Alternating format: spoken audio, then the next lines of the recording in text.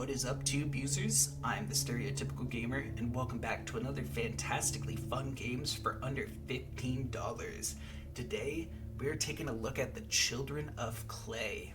This is a small little game that I discovered recently, and I just really enjoyed my playthrough of it. It's a very short game. It probably takes 15 to 20 minutes to complete it in its entirety, but I really just love the atmosphere and the kind of investigative things that you have to do to solve different things in it. It's a very basic game. It's just like a point-and-click adventure, but I just love the kind of horror-themed atmosphere that it has without going overboard and having like jump scares and pop-outs and stuff like that. It does a really good job of having this terrifying atmosphere around it without having all of these cheap kind of scare tactics. And so I just wanted to play through it in its entirety, but I highly recommend anyone that just thinks that this sounds at least partially enjoyable, go check it out on Steam. It's free to play. It's a very short game and it's very enjoyable. But yeah, let's get into it.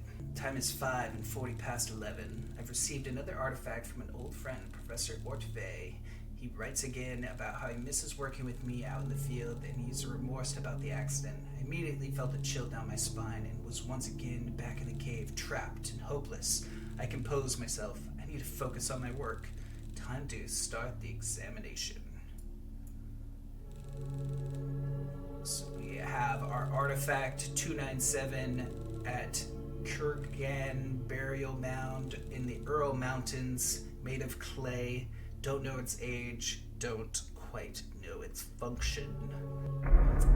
And here we are. So this is the mysterious artifact. Very just creepy just off the bat, but we can use the magnifying glass to get a better examination of it. We have different things that we can use, and it's just about trying to solve different clues and figure out what this artifact is. And so we can rotate it around. Let me see, there's a little thing embedded in the object, and so we can then it doesn't seem possible to extract it. Maybe I can find out what kind of metal it is.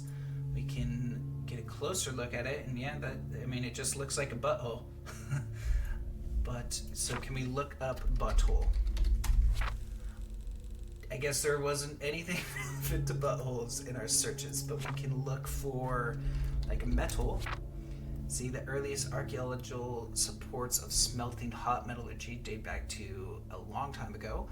The most common metals found in archaeology sites are iron, copper, lead, zinc, and their alloys. Because iron is magnetic, it can be easily distinguished from the others. We can figure out if it's metal with our compass. And we can see that the compass moves, detecting a magnetic field, which means that it is iron. So we can then look up iron. There are two main types of ironwork, raw iron or cold iron and cast iron. Cold iron has a long and varied tradition in mythology and folklore in the world. We can look, oh yes, there's some runes, but I don't recognize the types, and maybe I can find something in my book. So then we got our runes written down. We can look up runes. Examples of runes in runiform writings, the letter U is written in different runes. So we have one is Orkon, Rovas, and Fathrark. I definitely mispronounced those, so it's one of these, and I believe it's Rothback, right? The second one, yeah, that has that, so I didn't think I see the other two. So if we look, Rovas.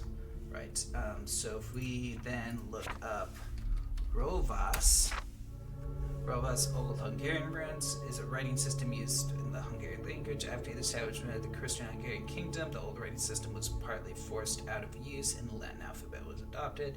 However, among some professions, the script has remained in use. For example, shepherds use it to track the number of animals. Old Hungarian letters were usually written from right to left. This is the one thing that I disliked about the investigative part. So it's a pretty standard translation kind of thing. We just have to go through and look. So we know that these two boxes are used. So we have UU, we have an H, we have an upside down T, a backward C, and a kind of like an F, I guess, or a triangle with a line in it. And I just wish I could see that while I'm looking at this. It's a small little thing. I just want to see what are the other letters that I have, and so I just had to write it down on a piece of paper, which was just kind of annoying. And it's backwards because they write from right to left. So it's U-R. That was D, U-R-D-U-G-N-G.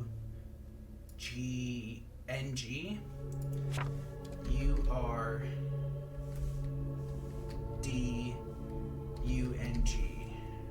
Erdung?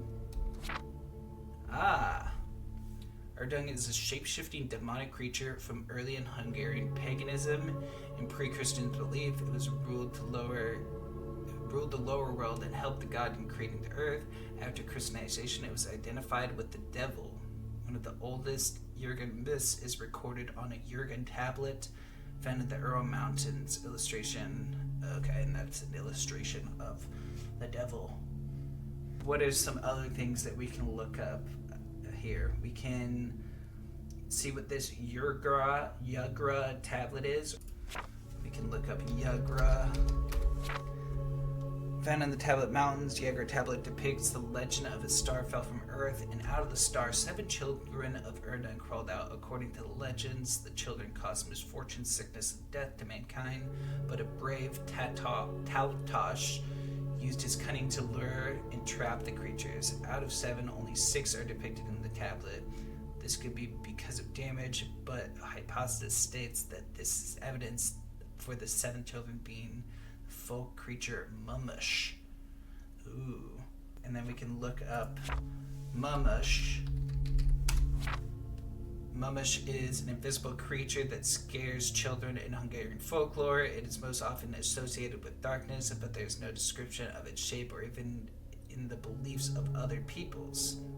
According to some assumptions, there's no description of its shape anywhere because for everyone, it's an embodiment of their own fears.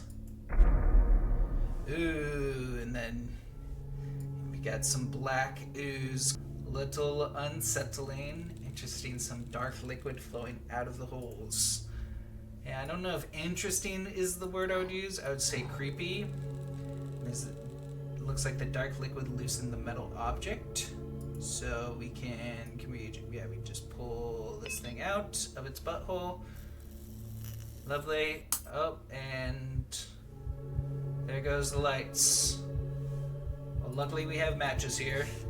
Let's take a match, light it. Oh, flame is extinguished when close proximity to the dark liquid. We can probably light this, give us a little bit of light there. And, ooh, what on earth? Is it broken? I should pick up the candle and investigate. I kind of want to just see this. Did it break or did it change form? It's kind of hard to tell. It looks like it's broken in. Yeah, let's use this. And then it goes into this first person perspective. I thought we were investigating the little thing, but now we're here. Let's head over to our lovely books. Is there anything that we can click on with our books? I don't think so. Nothing over there. Nothing over there. Well, I guess that's back where we came from. We can go over here. Creepy little statue there. We need to figure out what's happening before I leave. Well, I mean, things are just kind of going a little haywire here. We might just want to get out of here, you know. And I guess we can go check out these sculptures. Collection of Neolithic artifacts. It's going to say that Darkstain leads to the left. Yeah, okay. Just a bunch of artifacts. That's really creepy, whatever that is. Guess we'll see what it is. What is it? Stone statue for, what is that noise? Yeah, there's something off to my right. I don't really want to look at it right now. I just want to see if there's anything else. Yeah, the dark stand leads to the right. Yep. Stone statue from the Earls, possibly used to warn travelers of dangerous places. And it's probably warning me of whatever this is. And now we have no light. Stumble in the darkness, trying to find my way towards the door and away from that wretched thing. I reach out with my hands to find something. There's a wall here. So now it's just about trying to find our way out of the darkness. So now we can head, I guess this would be to the left of where I came in, right? Nothing in front of me, so we keep heading this way. There's a wall in front of me. Then we have a wall there. There's a wall there. That should have been where we came from, but now there's a wall there. There's a wall here. That should be all walls for going around in 4 different directions. There's a wall in front of me. Am I losing my mind? A little bit, I think. There's a wall here. There's a wall here. There's a wall there. It's happening right now as we speak, so remember the matches I keep in my pocket. There's just a single one left. Well, I wouldn't waste it. It takes a few seconds before I dare light it.